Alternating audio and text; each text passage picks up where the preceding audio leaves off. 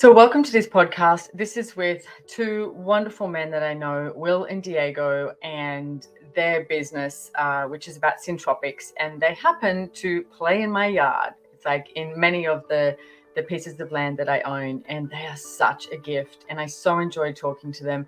This podcast is a little longer, but I think you're really going to enjoy it. We cover a lot of different topics. And basically, the whole month of April for me was about talking to people that I perceived were creating a difference with their choices with the earth. Hopefully to invite you to do that as well, or even just acknowledge where you are. Like, what if we start with that? Because it's not what you're not doing. It's like, well, what are you creating? What are you choosing that's creating a difference here on the planet? So please enjoy this podcast. And don't forget to subscribe, because we have a lot of very cool links that you can check out so that the choices you make can change the world. Enjoy. Thank you for tuning into or watching the Choice, Change and Action podcast. My name is Simone Milasas and I am your host. Your choice creates your future. Every choice you make, action you take, you create a change for you and the world. Please enjoy this podcast. Don't take it too seriously. Don't take me too seriously. Don't trust me. Trust you. You are the one that knows what will work for you. And have way too much fun enjoying your choices.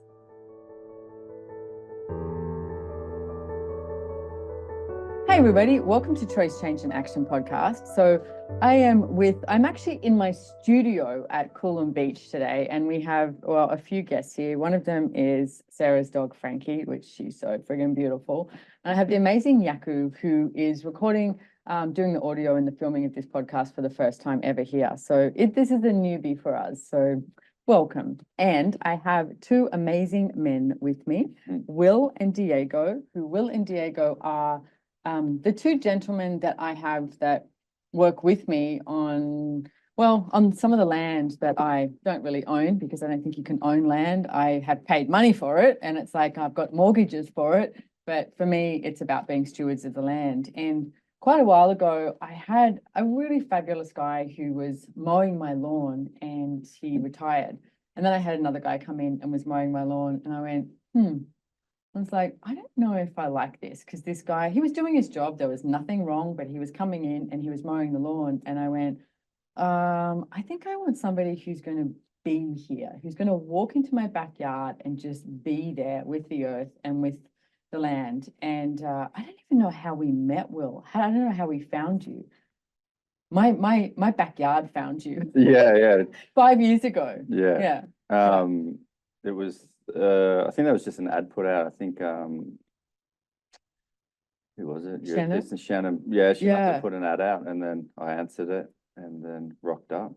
You know, and I was actually, this is weird, I was looking at our text messages when we first met last night. Yeah, there you go. When you do that, when you meet someone, you're like, oh, look at how innocent we were. But this, you've come, it's actually the 1st of May, 2020 is when you came. May 2020. Yeah. And I've written you've been there, right? And I've written you a message saying, hey, Wil, the garden looks awesome. Thanks so much. And I've even written Simone from 55 Lorikeet, just in case you didn't know. Yeah. And then you wrote back and you said, hey, I'm so glad you like it. It's a lovely peace garden to work in, like PEACE, right?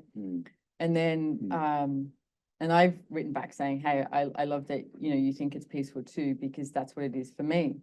And then this is where I love that we start to go, it's like we're like tapping into each other's worlds going, is she going to be okay with this? Is it going to be okay with this? Yeah. I was like, it doesn't matter. I'll send it anyway. It's coming through me to do it. Yeah. Well, you wrote here, just trying out a new technique and tapping into plants' consciousness. I'm sure this will interest you. Where do you do most of your meditation, coaching, journaling? I tapped into the plant conscious and asked why they aren't doing so well. What I got was plants are well, but they are taking away fear, anxiety. It will be interesting if this makes any sense to you or not. Just thought, would be interested if, and like you wrote, just thought would be interested in all. Good if not. I like it. You gave me like a way out. Yeah. You always I just went, he's a freak. Let's not have him anymore. But instead, and then we go on, and then both of us, and then our texts from there on in, I think, are just like, we're being us, and we're we're talking about what's actually going on with the land, with each other, with what we're aware of with the plants and everything like that too. And super grateful. Like, I'm so grateful. And since then, like that's 5 years ago, gosh, what we've created. It's like I brought another piece of land in Marucci. It's like 5 acres, and you guys have done such a magnificent job there. A beautiful piece of land. Yeah, it's like this well, there's food for us. I know I'm going to get you guys to talk about, but anyway, Wil has been working with me. I wasn't there then, but I heard something about bringing the fairies back to the garden. Yes, yeah. We sat down and so anyway, this is Diogo. And it's like Diogo works with Wil, works with the land, works with me now too, all of it and more. So I wanted to invite them in to have a chat and just see where this goes. In this month of podcasts that I've had, I have interviewed people and had conversations about how they are with the land, etc., and with the earth, because I think it's somewhere, if we can all start to acknowledge just how in communion with the earth we are, and then even ask for more. Like just before we started, Diego was making the comment too about how, so many people think that we're, watching it, or you go, I'm going into nature, like I'm going this, and it's not. It's like we are a part of the ecosystem, and I think if we get that and not have to get it right either. That's one thing I want to cover at one moment when we're talking, because I've really stumbled and fallen with that, and I think you guys have too. So let me start off too. I want to get a bit of background. So Diego, I know you were born in Portugal. Born and raised in Portugal, yeah. Yeah, and then when you were, growing up, was there any, like, what was the dreams you had? What was the place where you went, oh, I'd like to create this for myself, the world? Did you ever think you'd live in Australia? Yeah, Australia came into mind. I don't know when, but it was like I always had an urge to live overseas, and it had to be like first world, good weather, English speaking. So it was either here or California or Hawaii, maybe. Yeah. Crocodile Dundee made up my mind for me. Seriously? Oh yeah. No, really? Indeed. Okay, tell me why. Tell me how. The movie had a great impact. I loved all the vibe of it in Australia. And then I was studying English at the school, and I had a pen pal from Australia. Yeah. So everything seemed to push in that direction. Yeah. So it was like that. So you wanted to live in a country that sort of spoke English? Yeah. Like with the I gotta say, I thought my English was pretty good, but the first few weeks in here, hearing everyone speak is like, wow, I don't know anything about English. I don't know how to speak it at all. Yeah. No, we have a lot of slang, and we seem to shorten everything. Everything gets shortened. Yeah. It's quite funny. Yeah, once you get used to it, you just know it. So yeah. And what about working with the earth, land? So since ever, I guess, I had a call for the lands and plants, especially trees. Being a kid, I played down the street a lot, and would go into backyards and pick up some fruit and climb trees. So I had that kind of childhood, but I never, and that connection or that call to the soil or to the plants never really manifested until recently, actually. It came about during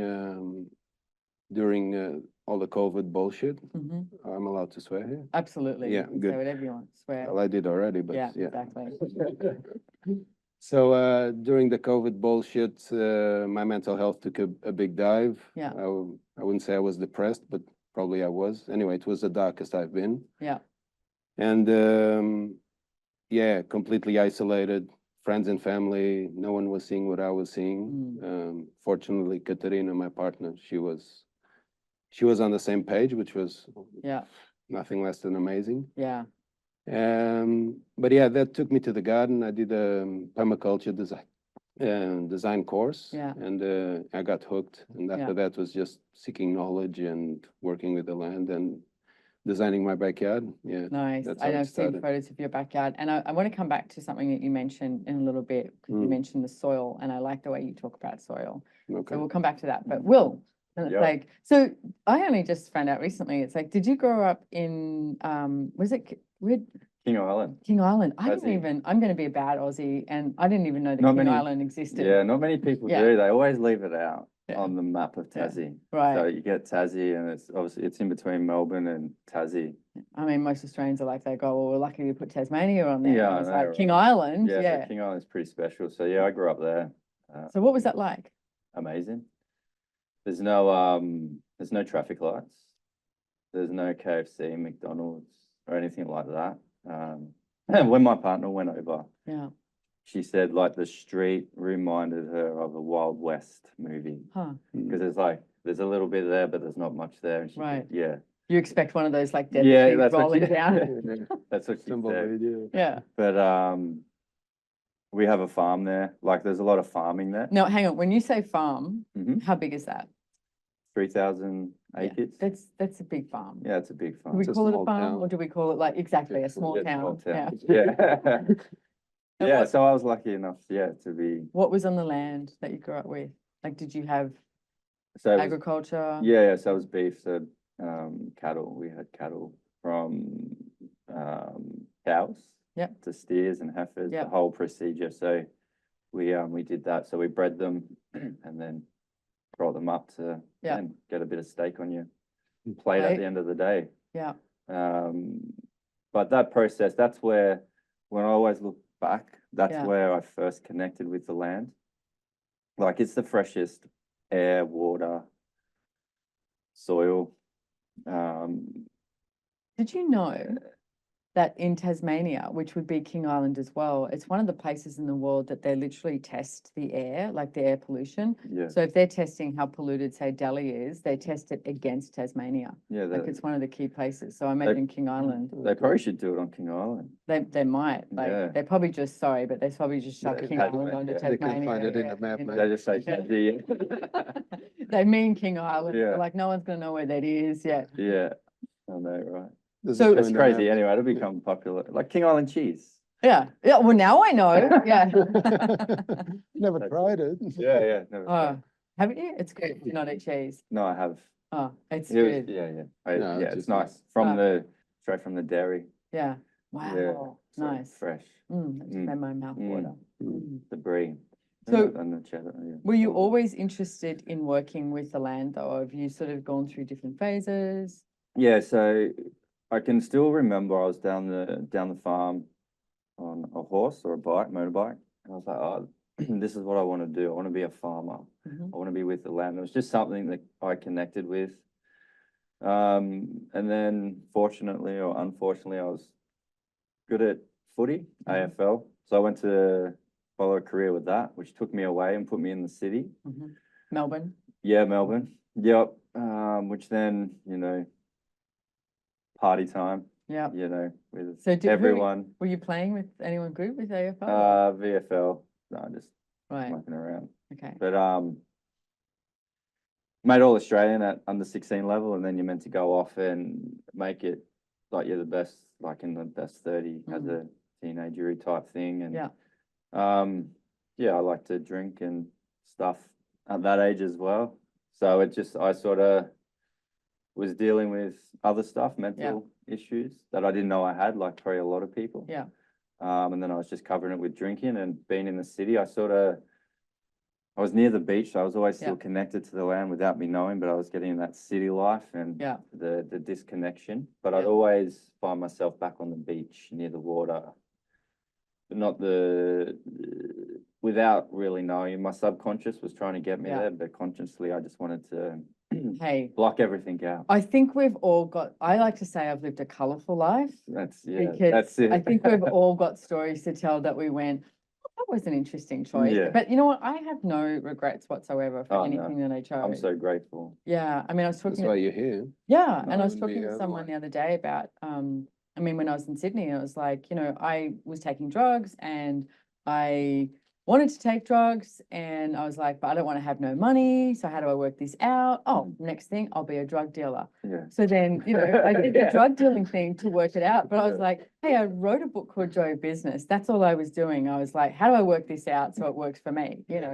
So, and I don't have any regrets whatsoever, like I said, of anything that I've chosen. And and everything I choose just seems to get better and better and greater and greater. I think it makes you, you know, that old saying of makes you who you are, but it's true. It does. Oh yeah. Yeah. Yeah, I'm so grateful for that journey that I took. Yeah. Yeah, which led me back to the soil. Yeah. So, you know, I along that journey became a holistic health coach. Yeah. Was preaching, but practicing something else. You know, the party life and telling other people to get their stuff in order. I remember telling people, has this, I think it was like Splendor in the Grass, one of the ones at Byron Bay, because I used to work all the festivals, and telling people, well, I was really trying to tell myself, right? I was trying to tell people that you can take drugs consciously, like you can take like ecstasy and everything. That's okay. You can just, if you take it and it's conscious and that's what I was trying to sell everyone. But I was trying to sell myself on that. So, you know, that's it's it. like, okay. Yeah. So can we touch on the mental health stuff? A little bit there too. So what occurred with you with that? Like what road did you travel down when you mentioned that? Yeah, I got to the point like proper deep where I wanted to end my life. Just through, I suppose, just family stuff. Yeah. You know, growing up, we probably all have it. And then just dealing with that as a kid and just not dealing with it and then turning to the drugs and alcohol and suppressing it. Because it's still, what was I it would have been, I was born in 85. So I was like that. You're still like, if you're a man, you still didn't cry. Right. You know, you always still suppressed your emotions. You're weak. You weren't tough. I'd like to be that, unfortunately, for other people on the footy field, that hard-nosed, just hurt whoever. But that was me just taking my aggression out with, you know, subconsciously. Yeah. Yeah, and I just suppressed it and never shared. So what changed it for you? My kids. Oh. Yeah. Yeah. So it was just before my 30th birthday. I think my boy he would have been turning 1-ish. It was before, anyway, around that time, and I just had to have a look in the mirror and I had to make the decision.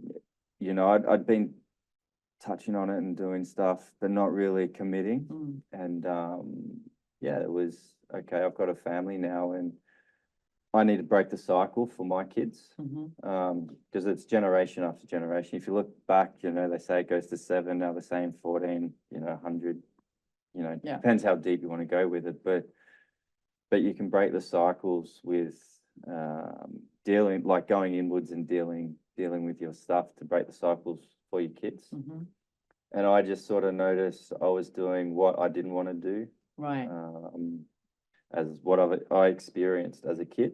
Yeah. And just that moment, that click, I was like, I've got to do something. And that same actions that you have, like you feel like you're saying or doing something that your parents did that you went, hang on a second, that didn't sit well with me, so why is it going to sit well with my kids? Yeah, and that's it. And funnily enough, as I think about that moment now, I was living in England at the time in a nice little English countryside called East Cello in Oxford, and I was out in the country, and then I started running back in nature and just getting back in touch with it. It was calling me. I had that realization that, you know, I either go left or right. Yeah. And if I keep going down that path, it's not going to be good. Yeah. So I decided to take the other one. Yeah. And got back into the rhythm of nature. Gives me tingles just. I know. I could actually perceive the energy of you running in nature there and really receiving it. Is what I would say. Yeah. And but then you know, you have an addictive personality, and then I got running and addicted to that. That thing, and you know, but nature brought. Just looking back, just started working on me then without knowing. Like I wasn't, I was connected, but I wasn't consciously connected. Yeah. But it started getting me the rhythms back and quietening trying to quieting the mind down and taking it easy on myself. And I didn't have to be the best. I didn't have to be perfect, you know. Yeah, that was beautiful just talking about it, actually. I get that your body actually, like, you know, was your body showing you the way as well? Yeah. Like with that running and the because you can so perceive that energy. That's beautiful. Because that's my meditation.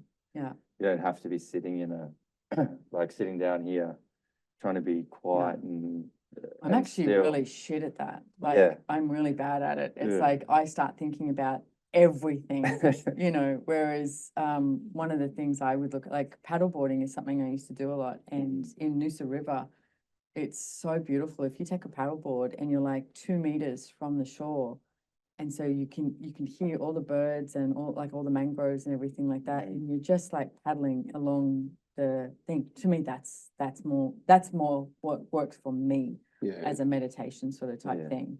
Not, I can't sit in one spot and then I'll start thinking about like, so what am I going to cook later? Am I going to do the laundry? Am I going to do the, you know, like, and it's like really random stuff. I don't find that sense of peace. Yeah, I get the same in the garden. That you're actually. Hours go fly past. Just in that moment, looking after this plant or the other. The whole itself, it's very special.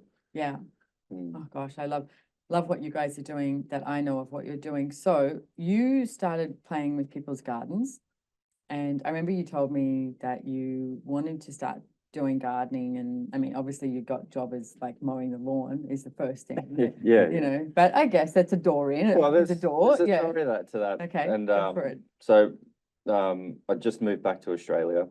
I'd been health coaching for 16 years, helping people, and my brother had just passed away. So I was like, I need to grieve myself. And I was just sitting on the beach. And I was like, I just moved to Australia. I had no job. I brought the whole family out. We're just Airbnb and crazy, right? Yeah. And I was sitting on the beach going, what am I meant to do? Yeah. And I sat still and just listened to the whisper that came through. Yeah. It's like, get in the garden. Mow Simone's lawn. Exactly. Yeah. That was in Majimba. Right. Yeah. Nice. In front of Mother Island. Yeah. Mother Island, I love listening to the whispers if you listen to it. Yeah. Yeah.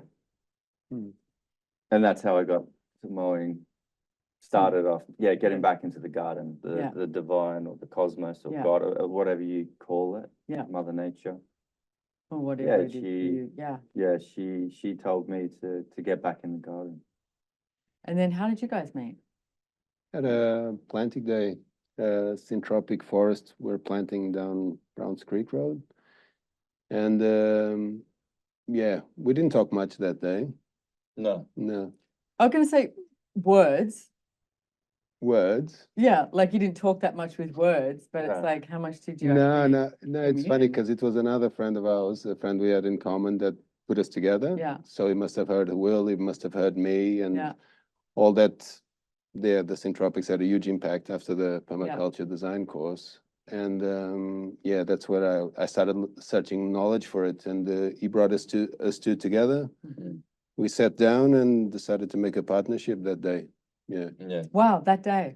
Yeah. That's really cool. Because, you know, there's a video on your website, which we'll put a link to it on the show notes as well. And it's actually at one of my properties, and it's a like fast time video. And you guys are, you know, planting and you know, organizing the soil and the land and everything.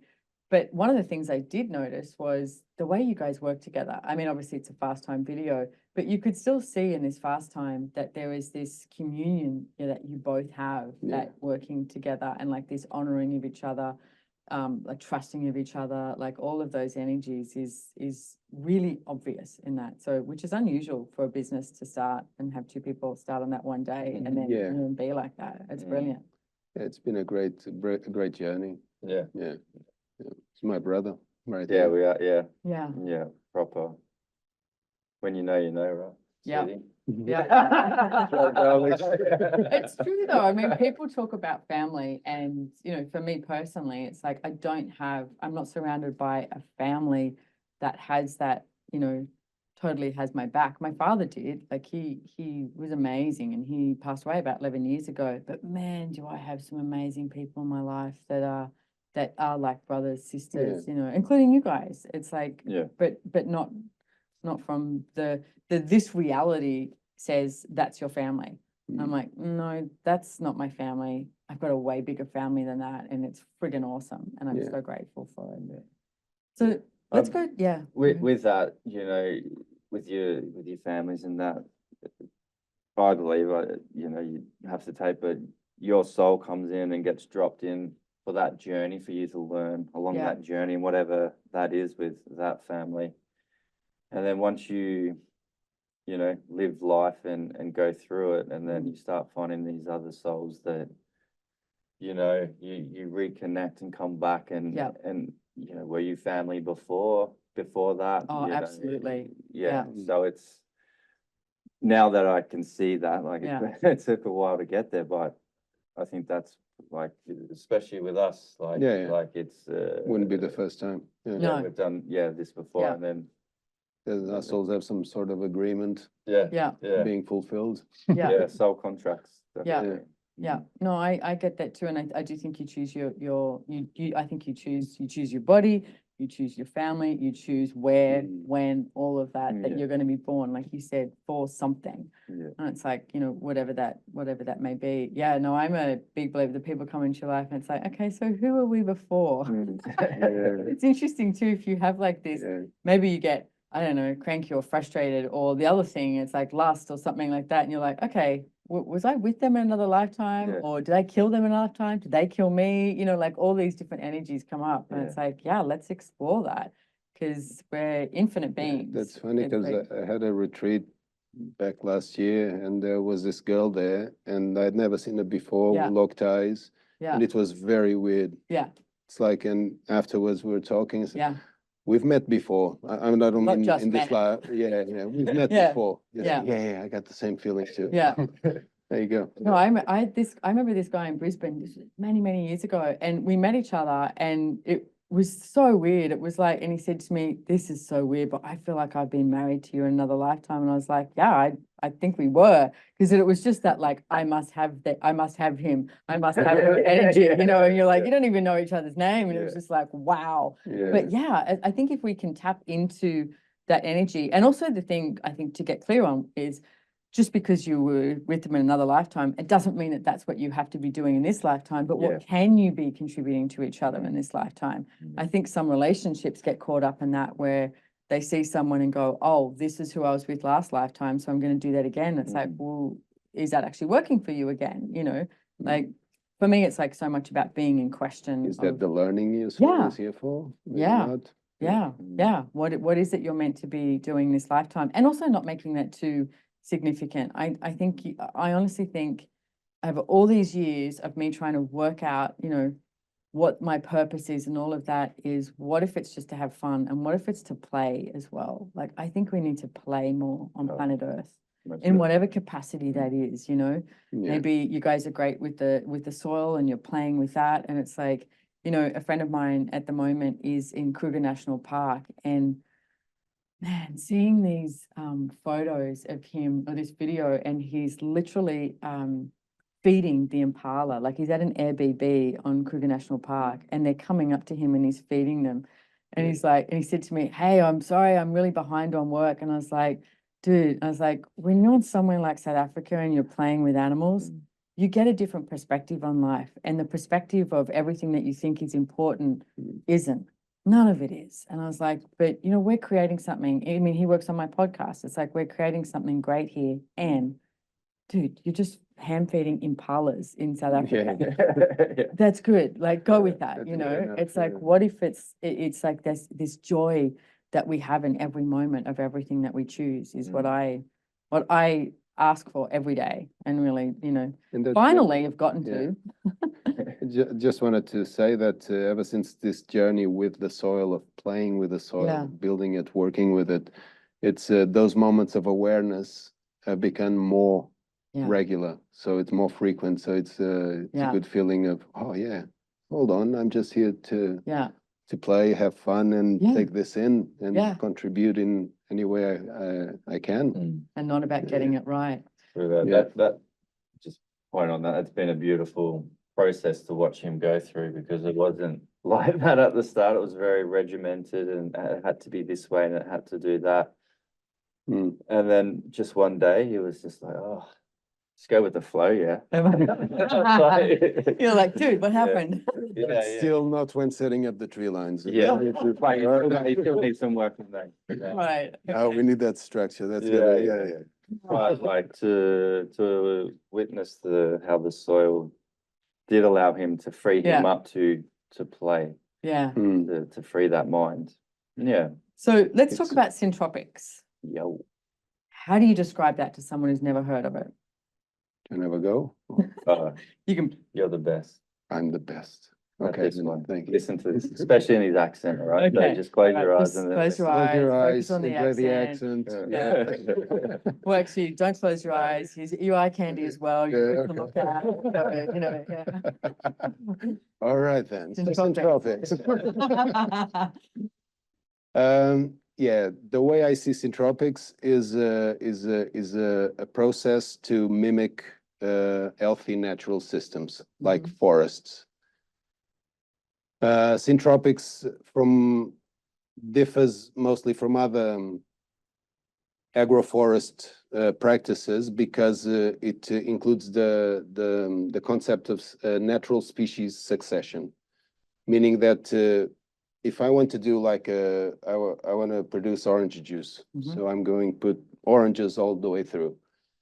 What we want to do with that is to include other species.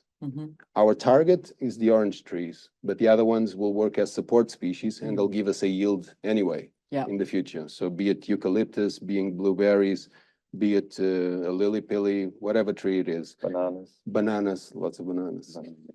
It's a great plant. I'm going to ask you about the bananas, trust me. The bananas are a great plant to water tank. Yeah. So when we try to mimic a natural forest, if you look at the natural forest, no one is there watering it. No one is there pruning it. No one is there mulching the forest, fertilizing, anything. And still everything is lush and green. From the ground covers all the way to the canopy trees, you just see different shades and heights of green. And that's what we're trying to mimic, but with systems that give us a return, like food, timber, other resources.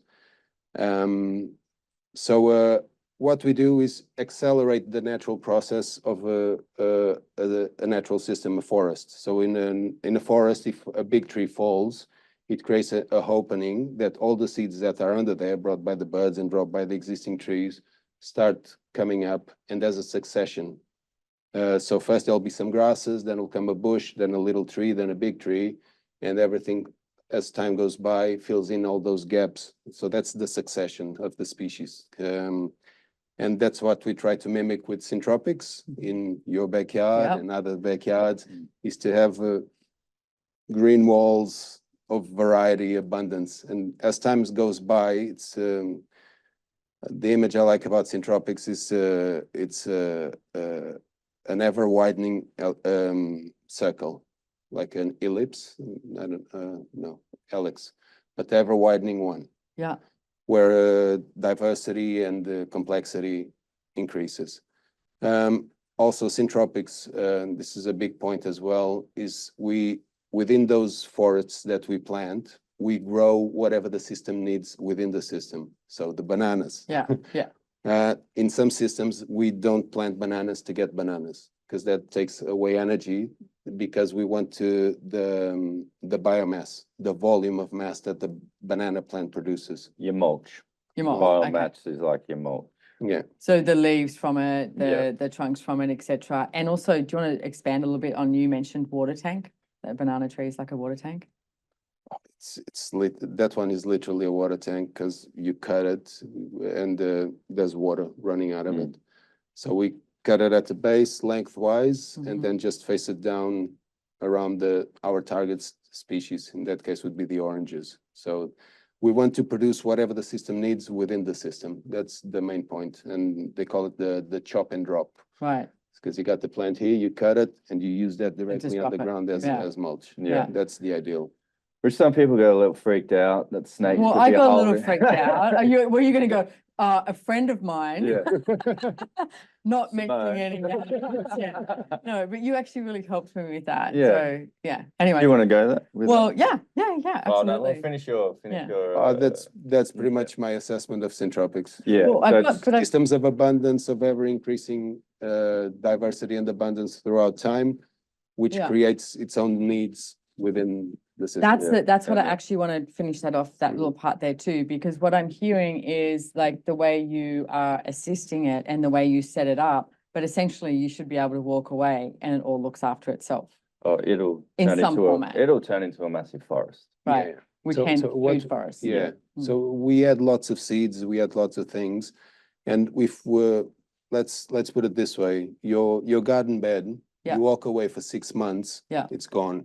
You'll have to start over again, right? It needs tending, regular tending. And once you harvest that crop, you need to bring more inputs and start all over again.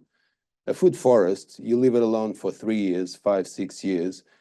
The system will choose what will come up. Instead of you being there pruning and choosing what you want to come up next, it's the system. And that's fine because it's an intelligence far greater than ours. Yeah. Right? So that's the thing that people, this is the key, is to understand that I'm not creating a food forest. I'm co-creating a food forest with a higher intelligence. Yeah.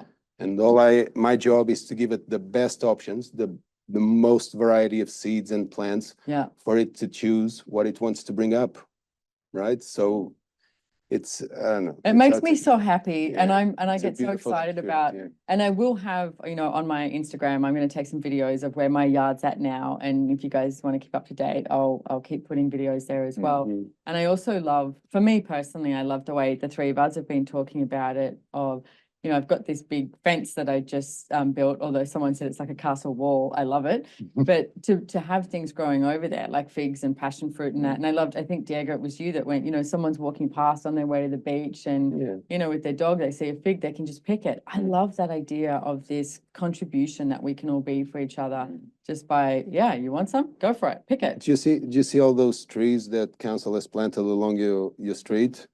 I imagine they're fruit trees, and instead of that, you have 10 times more. Yeah, right? I know. So my food forest, I'm so looking forward to it. So, and I know you've already created one as well. Yeah. So yes. And I'll just extend with that as well. Mimicking the forest, which regenerates the soil. Yes. So we're creating amazing alive soil. So if we farmed like this. On acreage, in back like where they're just taking trees away. The climate change thing or whatever, how they talk about that. That is the way that they'll get amazing food, nutrient dense food that's going to help you survive a lot better. And that soil, we're going to make the soil, which then is going to cool the earth down, if that's it. So that's more food it's the soil. We're helping building soil, creating. Yeah. If we're farmers of anything, is of microbes. Yeah. So that's the thing we farm.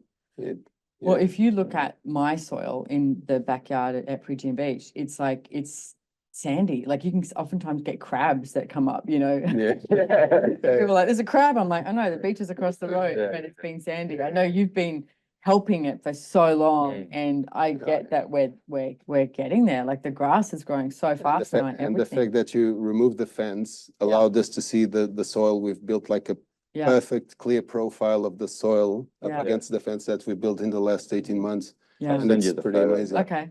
Yeah. All right. But it was a hand. Yeah.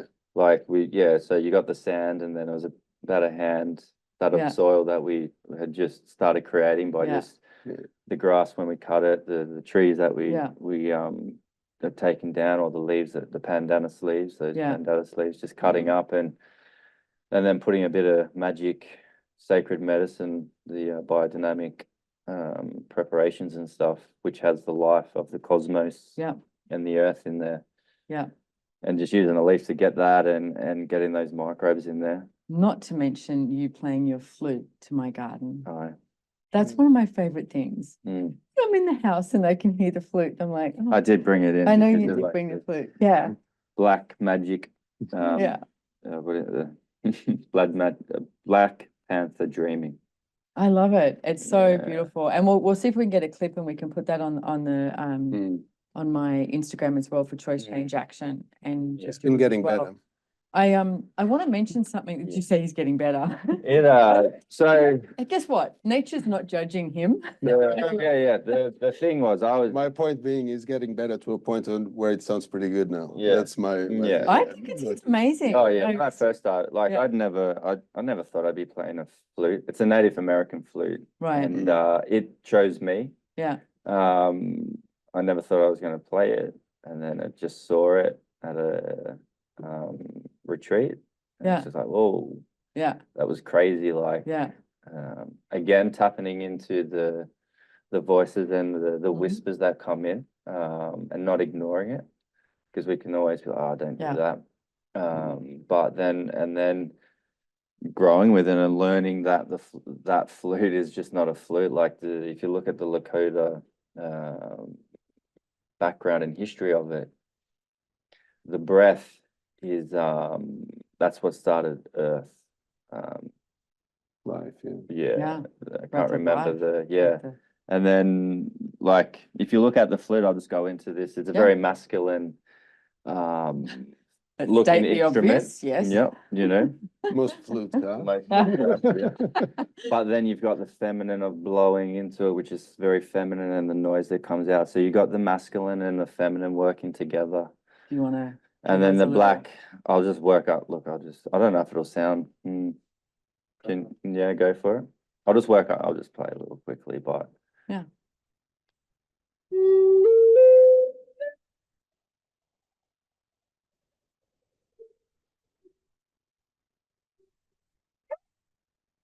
Like just that. Oof.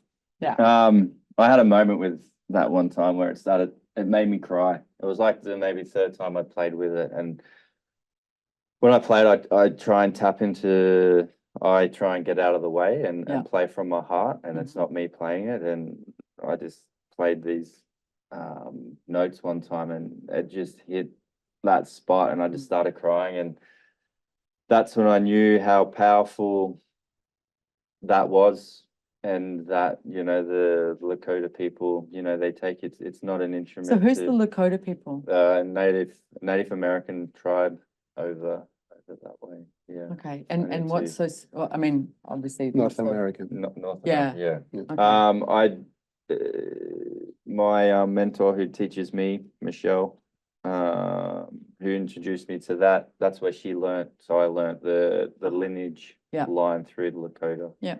And it's every note's got to hit you in your chakras and your body in a certain way. Yeah. So you don't have to be able to play an amazing tune. It's just hitting those notes. I just worked up the scales and back down, which is working up your chakras up and down. And so that's what you told yourself when you started playing. You don't have to be sounding good. Yep. So you just because it's just medicine. And if you do play from the heart, from your heart chakra, if the note is well, you need your body, because it's all vibrations. We're energy, we're sound waves. We need that vibration. So you can't. It's all frequencies, and that's why we say that whatever you do in the garden, especially when planting, the intention you're putting into the act of planting and putting that tree in the soil, and because that's going to be its home for the rest of its life. The intention and the love and that you put into it, that's key. Well, you guys, when you eat that fruit too. Well, what about when you ate blueberry and chocolate chip muffins the other day, and by the way, I forgot to ask if you had any. No? Yeah. Actually, I've half baked some more cookies, but they weren't ready to bring here.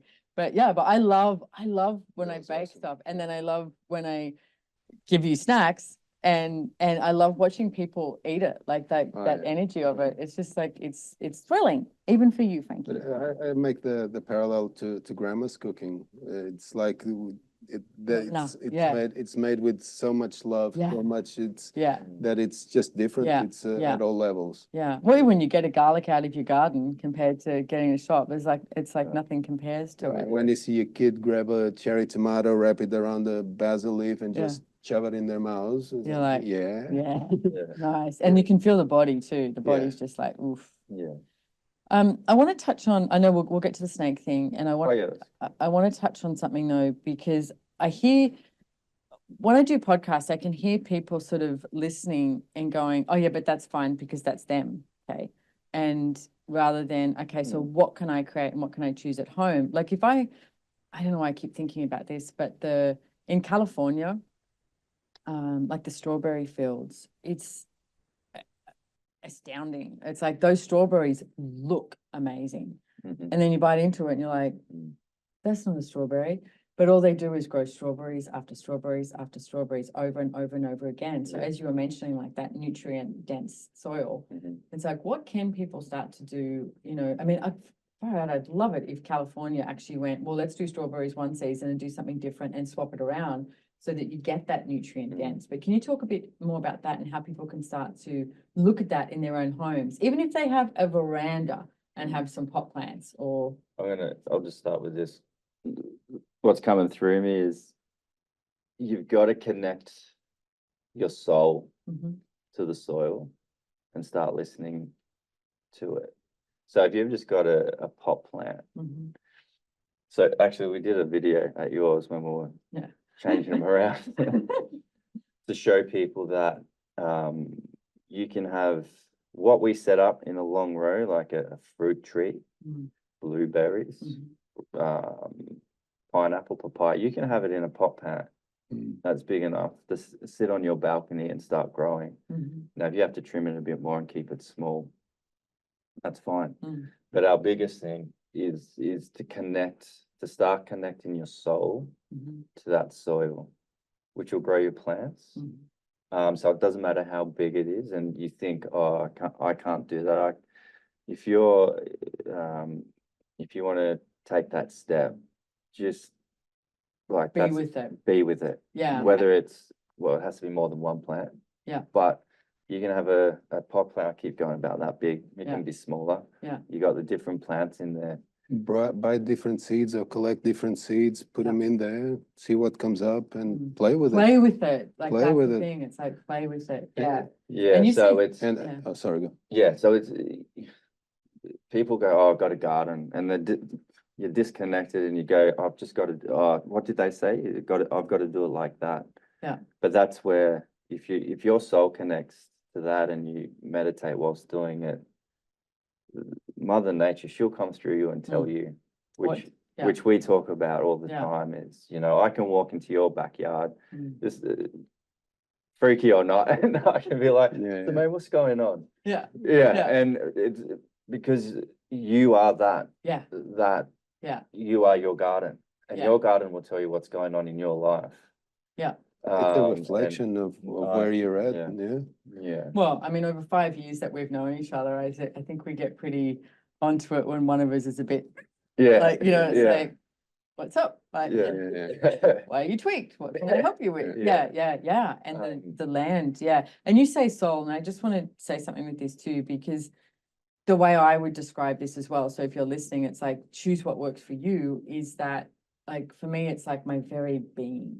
It's like like my basil plant that I have on my windowsill at the moment is I'm playing with it because it was just like this little cutting, and what it's becoming is great. And it's like just being with it. Yeah. And just that simple, like being with it.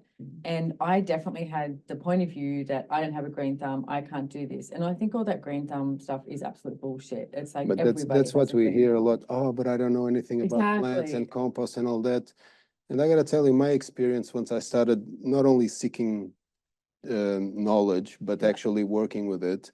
Whilst I was in the garden playing with the plants and everything, I wasn't learning anything. It's like I was remembering. It was like a primal remembrance, recalling, oh, I know this. And it's not from my childhood, because I didn't have a childhood where I learned that. I was just remembering from wherever it comes from. And it was, and I still get that, which is pretty amazing. I'm getting more and more in tune with the picking up energies, learning a bit. But and I've been picking up on the gardens and what their custodians are going through, what's high or low. But just wanted to go back to where we started. And the best advice I can give is start with a square meter. make it the best square meter in your backyard. Yeah. In a square meter or a pot, half a square meter, whatever. There's room for a fruit tree. Yeah. If it's not a pot, you got room for a fruit tree, a banana in the other corner, a papaya over there, a blueberry over there, a pineapple just there, and lots of room for seeds or whatever it is that you fancy. Yeah. You know, so just be curious and play. That's So I'm going to be all I'm totally gonna be honest using with you that guys. After I spoke to you yesterday, and Diego's like, we can put 30, 40 plants in here, like trees in here. And then I was like, okay. And I went, I saw her body tweak a little yeah, I bit. know. And then, Yeah, and then I looked at Will and I was like, 30, 40. And I was like, should it be more like 15, 20? And you went, that's just the fruit trees. Yeah. And I went, oh. So do you know what I did? I actually went and rang Amanda. So Amanda lives at one of the houses where these guys have created this food for us. And I went, can you do me a favor? I said, can you go video everything that they've done? Like, I just want to see how it is, right? Yeah. And she took this beautiful video of, and just walked up and down those little alleyways and just showed me, you know, what was going on. And through that, I got the contribution it was to her and her body, and the contribution it was to the land, and also the contribution it was to me. And I stopped freaking out about walking into my backyard, not being able to get, it was just like this visual. I went like, dude, it's going to be like, there's monkeys in here and there's banana trees everywhere. It's just a line, Simone. Yeah. It's just a line, not an I say, it's actually relaxing me. Like, I'm just being totally honest, it's relaxing me. And then when you guys, and then, because I've got beautiful grass too, which I like lying on and being there too. You made the joke of covering that up too. And I was like, wow, I'm not even going to get through my yard, but I'm very enthused and excited and grateful. But I like that I reached out to Amanda too, and I got the energy of it, and it's beautiful. I'm really looking forward to it, and plant as many fruit trees as you want, Diego. Yeah, I will. I know. Thank you. Yeah, there'll be a few. Yeah. But yeah, the other thing about the garden is like they're healing hubs. Yeah. My experience, but now getting the feedback from the people we help design and install gardens in there, it's pretty amazing. It just, that's the answer to my why. You know, it's to get that feedback and to have a garden have this a similar impact that it had on me, on someone else. That's the best praise I can get. Well, you know, if we go back to when I first met you, Will, too, and we mentioned about walking around my backyard, and we were like building a fairy garden, and we both just mentioned it, but we didn't have this like, this is the design or this is whatever. And I get that's what's being created. And I wanted someone to acknowledge the garden, you know, the garden fairies, and acknowledge that energy that was there in the earth. And it was like, and where we've gone from there is here we are, you know, and where else can we go? Yeah, I can see where the fairies are going to go now then. Yeah. and it's taken a while, but that's where with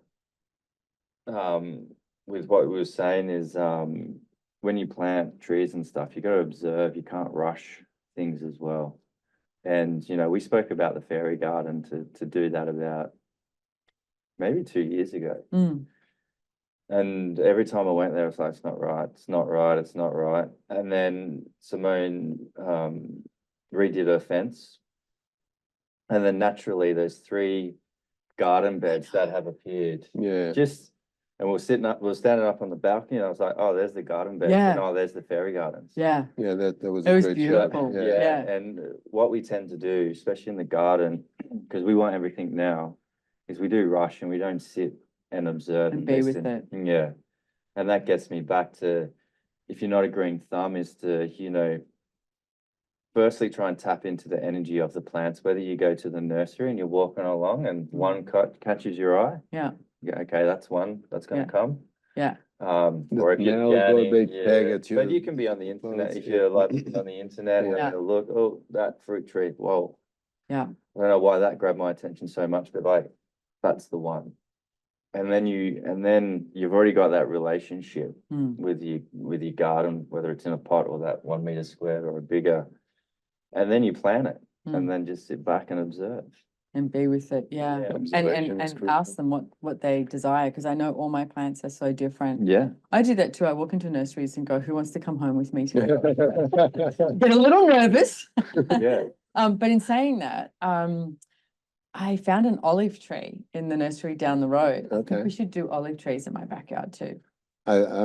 You mentioned the first thought that came to my mind is one of those gardens to have like a centerpiece there. Yeah. The olive tree. Yeah. And lower things around it. Yeah. Oh, I love it. Anyway. That makes me happy. Yeah. And that's how we garden too. Yeah. Everyone. Yeah. It's that easy. And Because that's we're not designers, we're co-designers. So yeah, because first time I stepped into your garden, it's like, I would do this, that, and the other, and all that. Yeah. But this is not my garden. I'm not going to be tending to it. Yeah. You know, it's. Well, actually. Well, I am. Actually, let's have a chat. Right? I am, fair enough. Yeah. But it's got to come from you, right? Yeah. Yeah. Well, but I actually look at it from us. Because you're a part of it too. It's like you both are. Yeah. It's like, there's more than us. That is Mother Nature as well, because she tells us to. And I hear the fairies going, and don't forget about us. We're not. But it's as simple as developing a relationship with a living system. Yeah. Each garden, and it's a thing of beauty. It really is the energy you pick up, and just wanted to add, like, because every single design that we've made or helped make, it never is exactly like that. You always end up designing on the spot, exactly where you want features and all that, because you got to feel the flow for it. But every single time on planting day, when we finish, it always surpasses expectations. So our expectations are, this garden is going to be amazing. Right. And you finish, it's way beyond amazing. It's a whole other level. You just have a full soul. You know, I realized that I think this podcast is coming out because the other day we made a date to planning, and I think the podcast is coming out either on that day or the following day. So I think that's brilliant. So we can take some videos too of the planting of the food forest. So, definitely. Yeah. That'll be nice. Yeah. So where to now with you guys and Syntropics? Well, what's your biggest request and ask of the universe and of put Coles and Woolies out of business? Yeah, okay, I'm all for that. Yeah. Maybe they can sell toilet paper, but no, but you can no. Okay, let me do a little advert. Buy from Who Gives a Crap. I love Who Gives a Crap. It's such a great company. Fair enough. Yeah. And they do paper towels and toilet paper and tissue. Yeah. Okay. And Who gives what we don't all know is that we're all bleaching our assholes. Right. And not because we want to. Yeah, using the toilet paper. But we'll on a very serious note, Will and I are on the same page, and our mission is to connect people to their divine selves through the soil. Yeah. So soul and soul, they're indistinguishable for us. It's so that's our mission, is to connect people. Well, I think also, I mean, you mentioned through the soil. At the beginning too about, you know, the COVID bullshit and everything in 2020 and how you sort of went down a bit of a rabbit hole. I remember I went down a rabbit hole at that time too. I was like, what the fuck? And I could feel myself just going into this world where it was like this dark place. And luckily I had friends, like I rang two guys I work with, Gary and Dane, and said, can you help me? Because I need to get out of this. I know that this is not mine. I know I'm going down here because everyone else is going down there, but there's a different choice. And from that, man, I met some really cool, amazing people. And for me, it's almost like, I call it the gift of COVID, because there was a gift in everything that showed up that just rocked the boat. We wouldn't be here. No, there's this camaraderie that has shown up. I'm very grateful for it, to be honest. Yeah, beings all over the world that are like, hey, like that brother, sister, hi, let's all get together. And what do we choose to create from the power and potency that we be? Like that we be. That was the biggest shift for me when I stopped fighting what I didn't want. And started building what I do want. It's a huge shift. That's when I started climbing up. But again, it was the soil and the plants that that called me, for sure. So it is, it's we're also stepping into the education, because you know, I've been out in the garden for the last 5 years now, and stepped away from the coaching and stuff like that and educating people. And now we know the power, you know what they say, you can teach, what's it? Oh man. You can feed you can give a man a fish, or you can teach him how to fish. Yeah. And he can eat for a lifetime. Yeah. And that is a passion of ours, is to educate, whether that's the planting of your garden. Yeah. And Syntropics, permaculture, all the modalities, because they all have a place. You know, you can't. It's all around the same thing. Yeah, it's all based around the same thing. And also, you've probably heard of, like, you know, how do you listen to the whispers that come in? How do you connect with your spirit animals and actually tap into that and be as one with nature, and, you know, working through the chakras to help your mental health.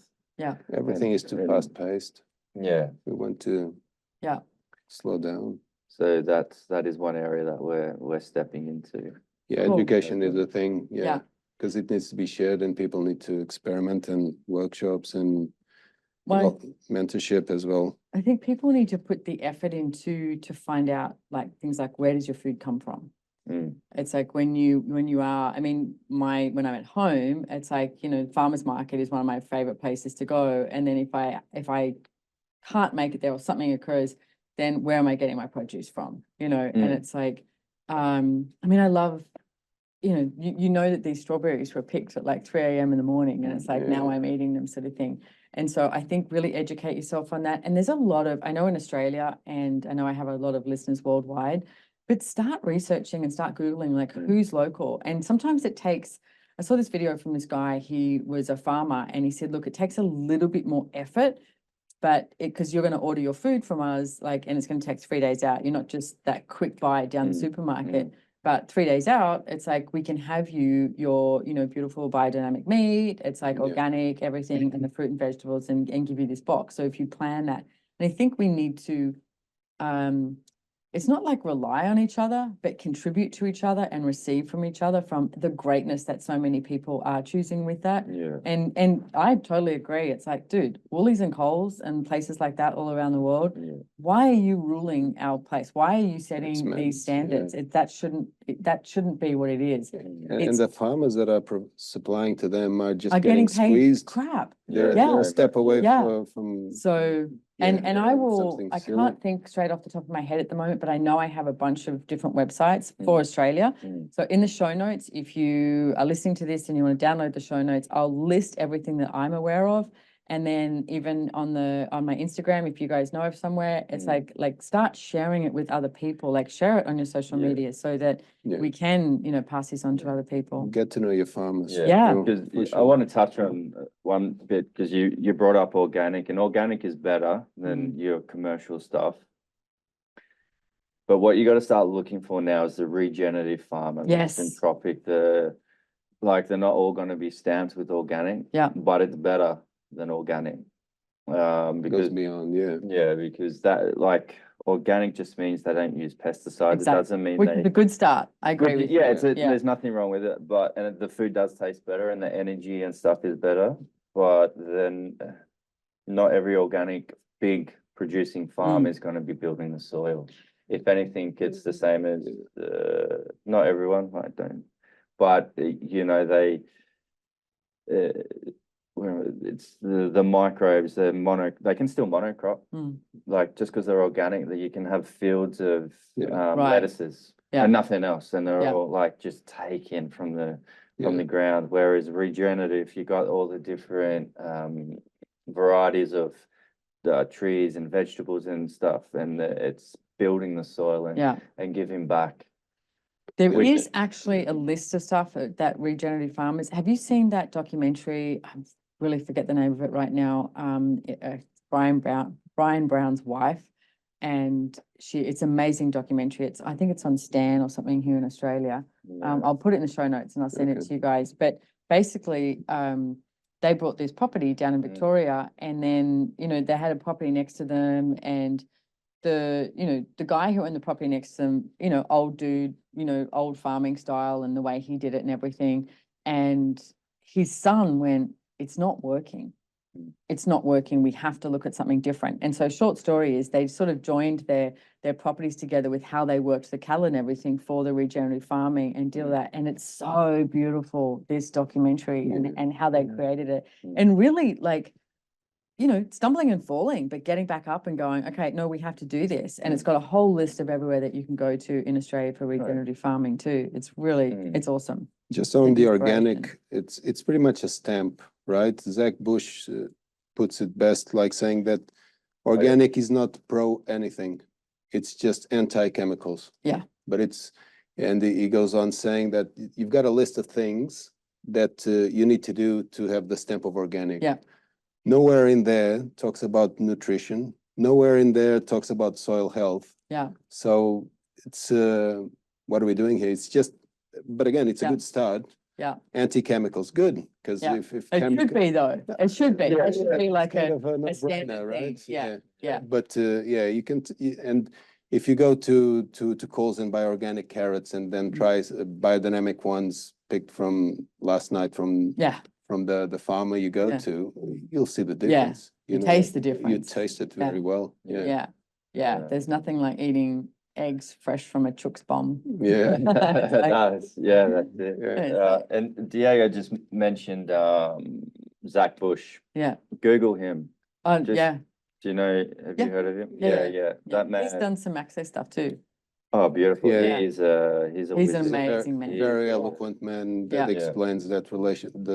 What we're talking about, soil and soil, soil and soul. Yeah. He expands on it quite beautifully and explains it very well. The microbe and everything. Yeah, because, you know, and I'll put it, Roundup, right? It's the biggest. People say, well, whatever, it's just a little bit of Roundup. But what it does to your endocrine system and your irritable bowels, all the food allergies that we've got, eczemas, and people just put it down to, I don't know what they put it down to, climate change or something.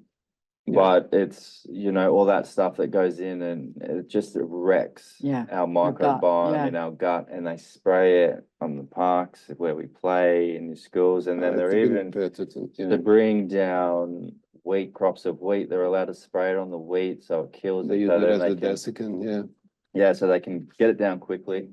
Then they put it in their big vats, and then they're allowed to spray some on that as well, so it stays like, and then we, the consumer, eat it. But again, it kills microbes. That's what it is. It's been patented as a desiccant, antibiotic, and it kills everything. So it kills the life in the soil. So, I mean, I love this conversation where it's going. And is there anything out there like you're right. We've got a stamp for organic. Is there anything out there that for the regenerative farming stuff or the? We're in. I don't know. In the future, there might be some sort of certification or some boxes to be ticked to make sure it's regenerative. We've been having some conversations with some people around it to get that stamp. Okay. Because better than organic is it? Cool. Regenerative. Beyond organic. Exactly. Dear universe, thank you for everything that you've brought to us, and let's have this show up as well. Let's do it. Yeah. Because people have been. But it's the trust, right? If you shop in your local farmers market, maybe you can take a Sunday to go out there and put in a couple of hours, or Monday afternoon after you pick up the kids, a couple of hours, talk to the farmer and actually see what you're buying next week. Yeah. You know, from the market. So it's very important. We need to develop that connection to the land. Nature can't be a place we go to visit. Yeah.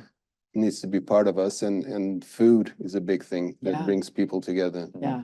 So it needs to be of the best quality to deepen that connection between people. So just put your hands in the soil, go and visit your farmers, and start with that pot or square meter in your backyard. Definitely. Yeah, I love Nothing it. like Just start, basically. Just start and play. No right or wrong. Start and play. I'll use the play a lot from now on. Yeah. Cool. Is there anything else you guys want to add for today? Because I know the three of us, we can talk forever, basically. Yeah. If you have liked the conversation, you can, you'll put we're probably more active on Instagram. So if you do we'll want have to, everything in the show if you notes. want to see what we do on a daily basis, or stories and stuff coming up, and if you want to know more, you can just DM us on Slide that. into your DMs. Yeah, just slide in there. But yeah, if you something's triggered you new and you're hearing the whispers and you're like, I want to know more about that, get in contact. We're here to help. Like, thank you for that. that's all we want to do. We're here to help Build you flow.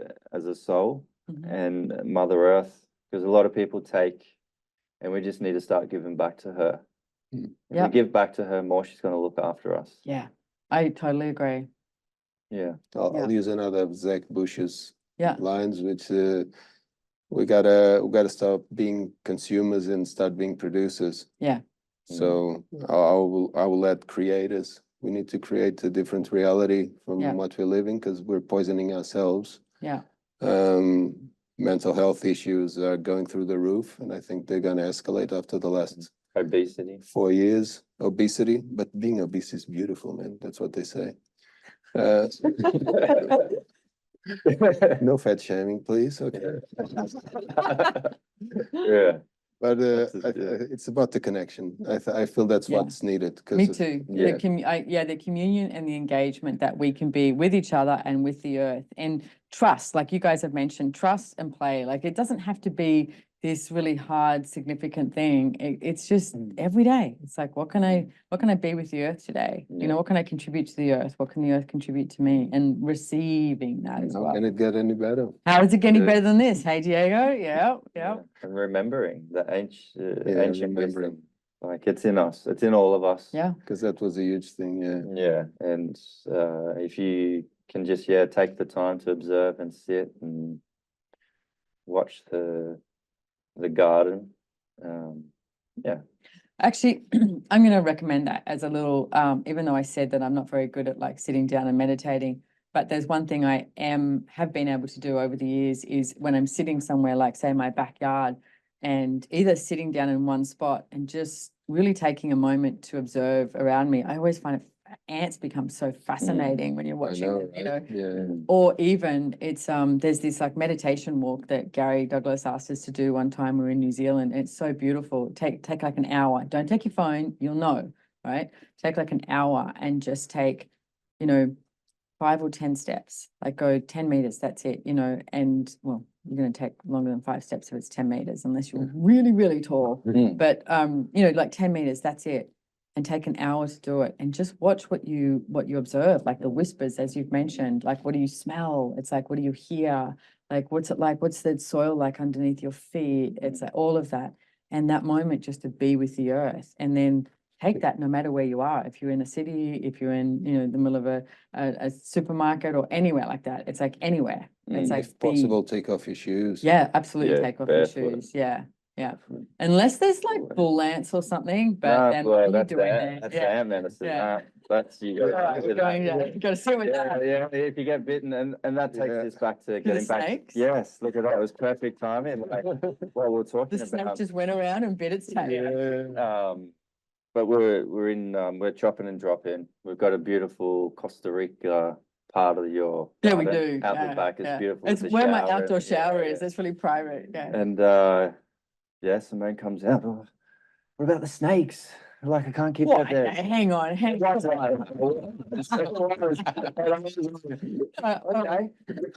Well, we've got to sit with this. Let's have a chat. And we did. We dropped into it. Yeah. And it was a beautiful conversation.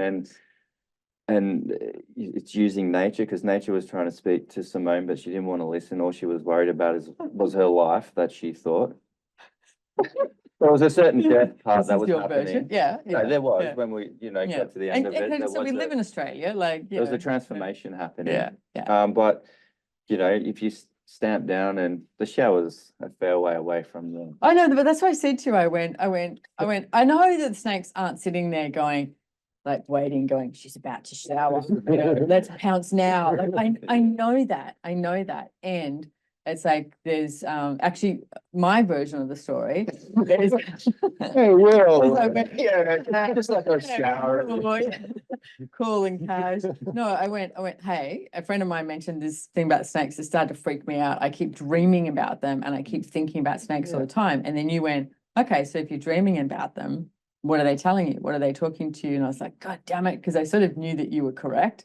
And I do dream about snakes a lot. They are very, very in the forefront of my world. And I have had my whole life, I've had this like, you know, I'm weirdly fearful of snakes and sharks. And I live in Australia. It's like, oh, yeah, across the road from Bridging Beach. So what I started to do is educate myself and watch different documentaries. And I'm going to say Robert Irwin. You were brought to Australia by Crocodile Dundee, and it's like, and Robert Irwin, the OG. his son, has taught me a lot in how to be with snakes as well. And he's like these movements, because if you know when a snake comes up, I immediately go, they're going to attack, you know. And it's like Jaws didn't do very much for the sharks, right? Yeah. And so snakes, and he's like, no, but they're sniffing. And he said, snakes are one of the animals in the world that you can literally go pick up a wild snake and they're not going to attack you. Like they are, most of them, majority of them, don't go out there and pick up all the snakes in the world and go, Simone said we could, you know. It's but most of them have this shy, timid energy about them and inquisitive energy about them. We just happen to live in Australia that has a lot of quote unquote deadly snakes. But as you said to me, how many people do you know have been bitten by a snake? How many people do you know have died by a snake? And I went, I know, a good point, Will. And then you got me to start looking at, you actually asked me a question of okay, you guys both asked me a lot of questions, which I'm grateful for, of is a snake one of your, you know, one of your animals, like one of your totem animals, etc. And I have started to look at that and that power and potency that snakes are. So, and I have this weird thing that I go, okay, I'm getting there, but I'm in my house and I go, but I still don't really want you to come into my backyard. Like, can we have an interaction somewhere else? Like, you know, I'm getting there, but thank you, because then I was like, okay, let's leave it. If a snake comes, a snake comes. It's like, if I do get bitten by a snake, I get bitten by a snake, you know, it's like, whatever. It's so thank you. You're welcome. But it's a beautiful thing to be able to just tap into that, and that's again the whispers, which you know helped you through that, and you know transformation, snakes, transformation, medicine, healing. What you do is amazing, and you heal people and allow people to go to the next level and take their lives to the next level. So like, why wouldn't that be a beautiful animal, power animal for you? Which you're learning to love. So next time you see me, I'll have like a tattoo of a snake. Embraced it. You get a good bangle or something. Yeah, but that's the beauty of it, asking good questions. Good questions always. Yeah. Well, I think in life, if there is something that tweaks you, ask a question. Like if it has that thing, you'd be like, ugh. It's like, okay, so what is that for you? I mean, we were talking before about, you know, past lifetimes and knowing people to that extent too. It's like, okay, so what happened? Because I always go, well, did I die from snakes before? Did I kill snakes? There's some communion or engagement I know I've had with snakes prior. Yeah. So I ask for whatever that is. It's like, show up and contribute to me in this lifetime too. And Will's showing me the way. Yeah, quite the shaman, isn't it? He is quite the shaman. He is quite the shaman, actually. Yeah, you are amazing. I'm very grateful to have you both in my life. Like fully, really grateful. Feeling is mutual. Yeah, it is. Thank you. We love coming to yours. I know. Yeah. Thank you so much. Thank you. It's grow food, get around the table, eat, laugh, play, have good conversations, play, community. Slow down. Like Ernest Gotch, is like the father of Syntropics, or the term itself, and it says that all this is moved by two things: cooperation and then conditional love. So he looks at the forest like that, and the way that the plants and everything interacts. So I think that's a pretty good baseline, an excellent framework to build on. For our interactions as well. And for us, it's all starts and ends in the soil. Oh, here's a little unconditional love.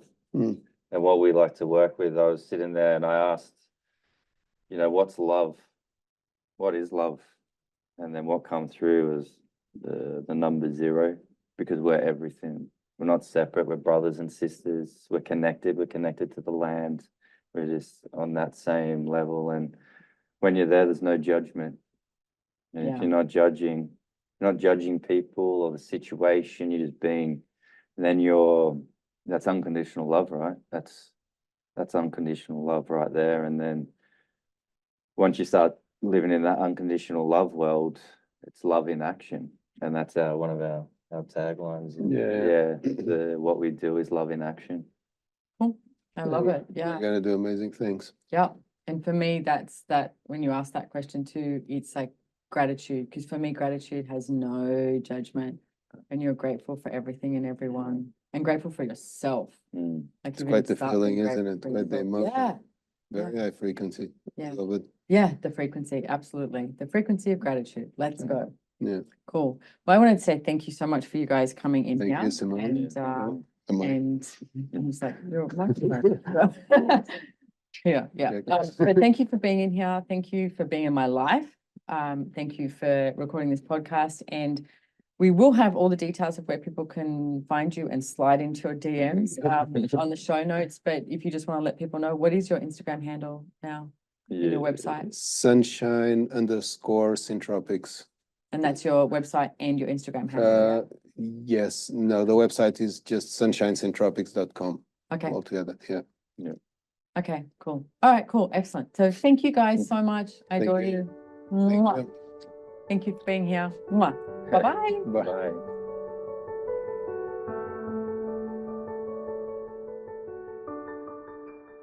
Well, did you like this podcast? Love it? Hate it? Inspired by it? Can you do me a favor? Can you please write a comment, share it, like it? If you are listening on Spotify or Apple, could you tick a few stars for us? Leave a review. It's all such a contribution and I am immensely grateful. Follow us on Instagram at Choice, Change and Action and drop into our DMs and let us know what you would like next. When you subscribe to the show notes, you will receive a brief summary and any questions or tools we used and links to anything we discussed during the show. It might make your life easier. What if we asked for that? A life of ease, joy, and glory.